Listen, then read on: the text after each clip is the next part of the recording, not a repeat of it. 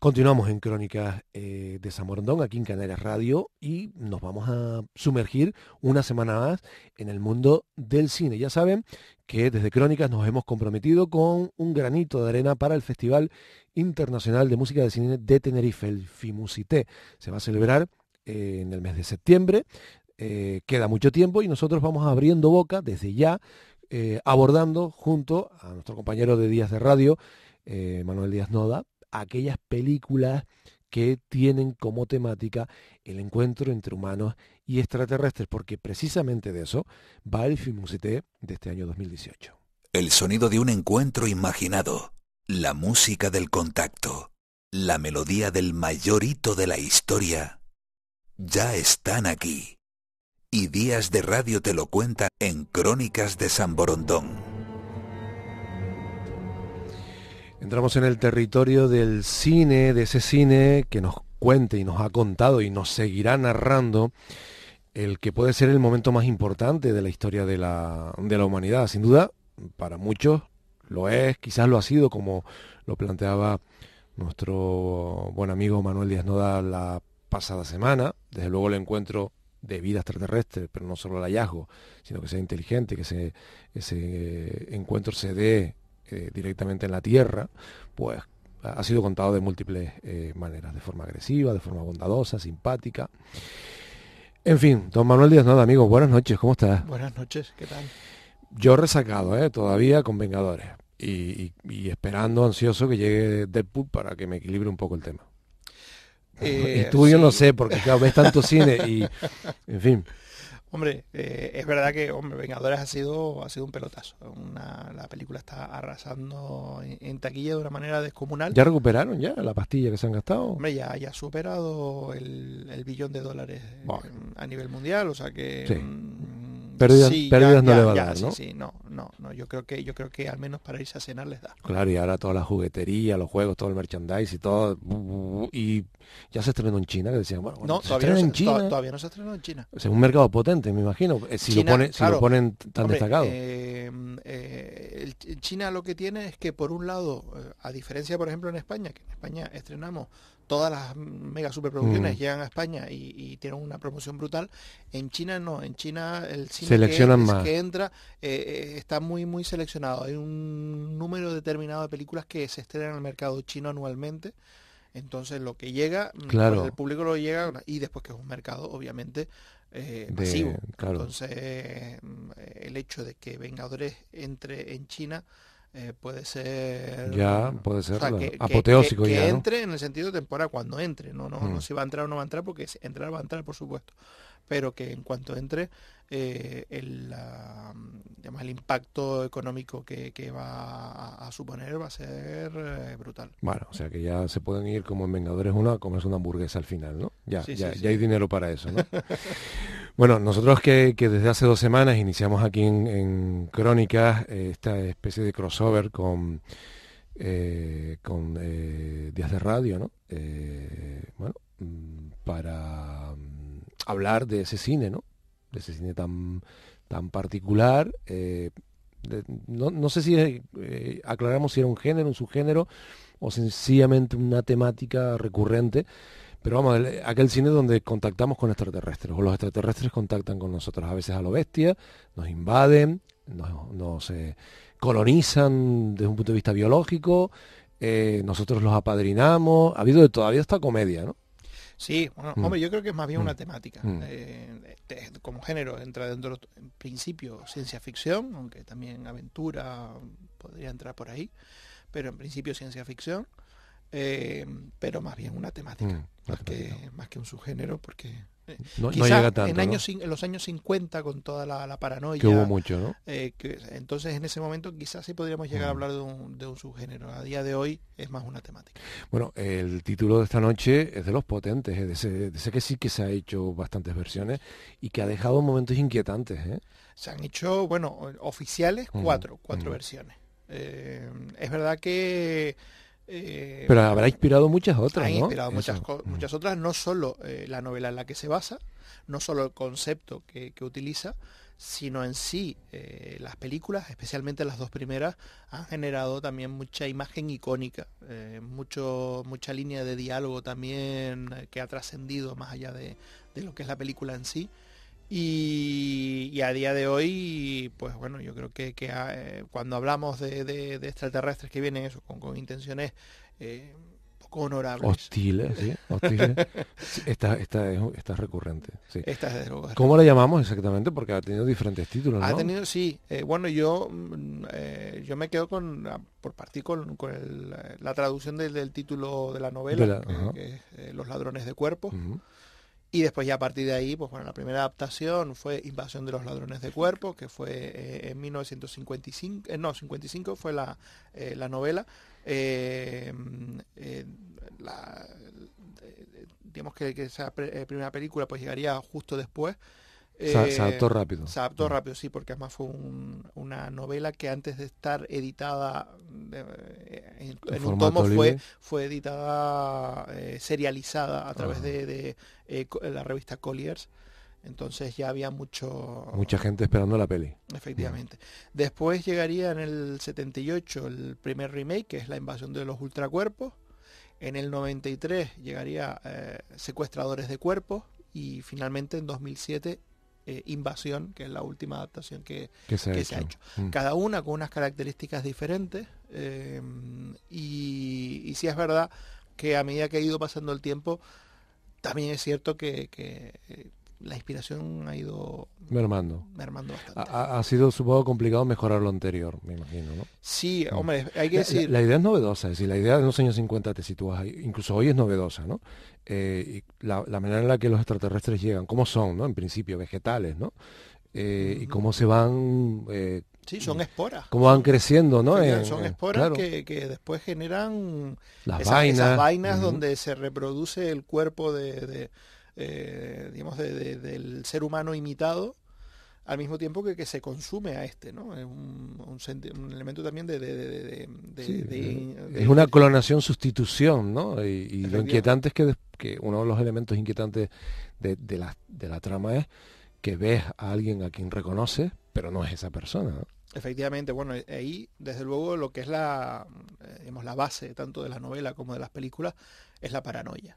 Diferentes tipos de paranoia, eso sí, pero el hecho de, en este caso, no desconfiar del otro, sino desconfiar del conocido, que es lo más inquietante, ¿no? El hecho de encontrarte con alguien que puede ser tu vecino, puede ser tu pareja, puede ser... En la última de Kidman era su pareja y no desconfiaba de él, ¿no? O el poli después, no sé, ahí estaban todos más o menos infectados, ¿no? Hombre, sí, es verdad que infectado es una palabra que sí es válida para la de Kidman, en el resto no es válida porque no, la de Kidman sí, o sea, en Invasión, la película de 2007, sí son seres humanos que se quedan infectados por esas esporas extraterrestres.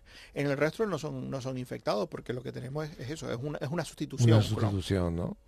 Bueno, banda sonora tiene cosas muy raras, mira cómo suena esto. Hay momentos muy, muy extraños, ¿eh?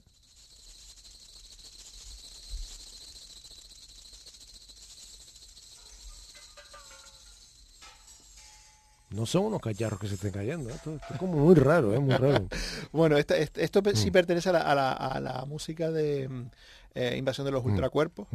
Estaba compuesta por Dennis Seitlin y claro, estamos en los años 70, finales de los 70. Entonces estábamos en una época, aunque ya se había estrenado Star Wars, digamos que aquí se hereda más toda la vena experimental que surgió esos finales de los 60, toda la década de los 70, que a nivel musical eran como más eclécticos y más buscar, digamos, enfoques diferentes, ¿no?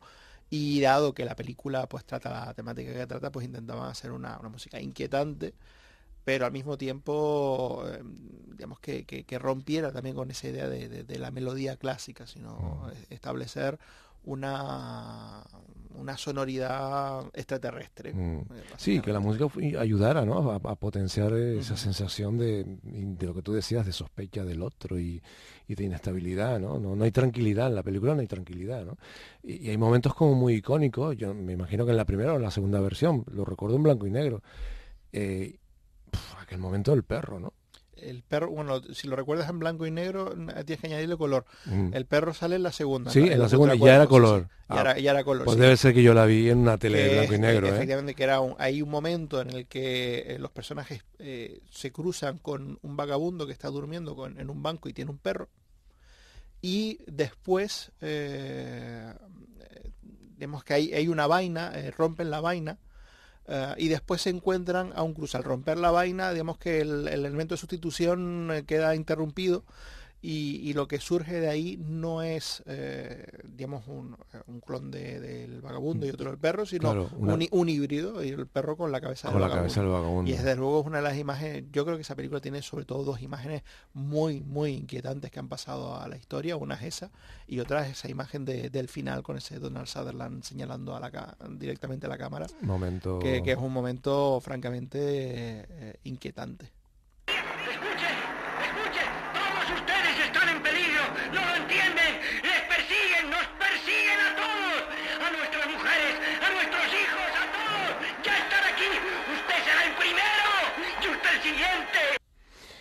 Ahí alarmado que estaba el hombre, ¿no? Bueno, eso bueno, ha pasado más de medio siglo, así que podemos hacer spoiler tranquilamente. Totalmente, hombre. No se ha escondido, tiempo ha tenido. Esto pertenece al final de la primera versión de La invasión de los ladrones de cuerpos. Y tenía ese final abierto propio de la época, ¿no? Donde llega un momento en el que el personaje principal pues ya se ve absolutamente aislado, ya no tiene a quien recurrir. Todas las personas que conoce han sido clonadas, han sido transformadas en ladrones de cuerpo, e intenta avisar a la gente y la gente no le hace caso. También ese de desesperación, ¿no? Efectivamente, entonces empieza a parar los coches y avisar, cuidado, hay que tener cuidado y nadie le hace caso. Hay que decir, la película cuando se estrenó, estaba Estados Unidos en pleno momento de la caza de brujas, el senador McCarthy, buscando comunistas, ¿no? Buscando comunistas, y curiosamente la película ha sido interpretada en los dos sentidos. Ha sido interpretada como una película anticomunista, es decir, donde los ladrones de cuerpos son los comunistas que se están infiltrando en la sociedad estadounidense, están teniendo sus reuniones secretas con intención de hacer un golpe de Estado y hacerse con el poder. Y después también, al contrario, se ha hecho una lectura de la película con la paranoia hacia pues aquellos que quieren imponer el miedo a los vecinos, ¿no? Como que realmente en este caso no es avisando de la amenaza comunista, sino avisando de la amenaza, lo que supone todo el movimiento político dirigido en este caso por el senador McCarthy. Oye, esto parecen como interpretaciones gratuitas y no lo son. En aquel momento el cine, bueno, en aquel momento y todavía hoy, ¿no? Recibe influencias y transmite mensajes que buscan hacer catequesis, adoctrinar, timonear ideológicamente. O sea que esto que me estás contando lo veo totalmente factible en la época. Hombre, y sobre todo eso, estamos hablando de una época donde el cine de ciencia ficción era un cine muy marcado por ideología política. Lo hablábamos también cuando hablábamos de Ultimátum a la Tierra, pues teníamos eso también. Ahí estamos en esa misma época donde digamos que la metáfora de género fantástico se emplea para hablar de la realidad en la que se vive, y en este caso pues en Estados Unidos hablar de todo ese conflicto, ese enfrentamiento interno, silenciado. Oye, Manuel, esta fue la primera película en la que se planteó la invasión de esta forma. Es decir, no hablamos de naves que llegan e imponen la fuerza, no, hablamos de una invasión silenciosa, que cuando ya la tienes ya es incontrolable, ¿no? Es como si fuese una epidemia, ¿no? ¿Fue la primera en la que se planteó este encuentro entre humanos y extraterrestres de esta forma? Yo es la primera que recuerdo, pues sí es verdad que dentro de la ciencia ficción el elemento ovni, o sea, el elemento nave espacial siempre ha sido muy goloso, y ya sea con más medios o menos medios siempre se ha intentado que digamos, la llegada de los extraterrestres tenga cierta entidad, espectacularidad con la nave espacial, ¿no? En este caso eso se pierde, porque es que no hay un elemento invasivo Sí, visual, la llegada no se anuncia, no se anuncia. Efectivamente. En el remake, sí es verdad que en el remake sí ya, cuando empieza la película, sí ves que cae una especie de sereno y te van avisando como que ese sereno va cargado de algo, ¿no? Pero no hay nave espacial. Porque al final, yo quizás erróneamente, yo interpreto que aquí está el germen después ya no hablo de esas 4 películas, sino de un elemento que aparece en otras películas y series de televisión, donde hablamos de hibridación, hablamos de un organismo que en apariencia es pequeñito, insignificante e inofensivo y termina siendo letal, ¿no? Lo vemos en muchas pelis, ¿no? Por ejemplo, en la actualidad, ¿no? Yo ahora, por ejemplo, me acuerdo de Species, una película sí, la tenía en mente, sí. en la que realmente tampoco hay nave espacial, sino que lo que se transmite es una especie de secuencia de ADN para generar un híbrido.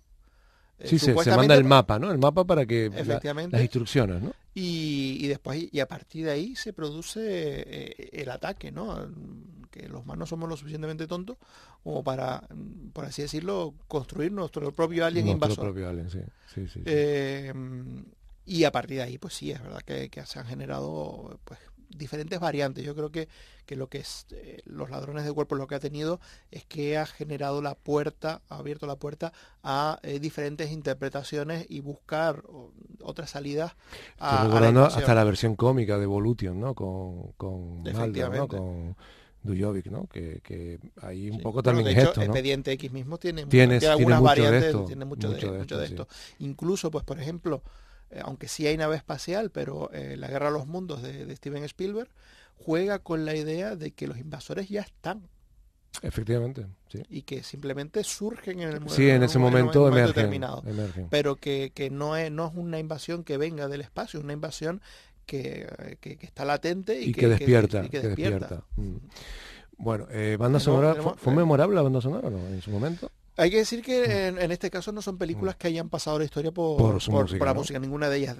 Quizás a nivel musical, quizás la más atractiva puede ser la última, quizás, si bien la última es de las que tiene pocos elementos destacables, la música quizás ha sido la más llamativa, composición de buscando John un Ottman. Oscar o algo, ¿no? Intentando arañar algo, pero bueno, ¿no? pero es verdad que John Ottman es un músico muy hábil y que se mueve muy bien pues en este tipo de terrenos y sin ser de sus mejores trabajos, sí es verdad que fue una partitura al menos con muchos elementos de interés. El resto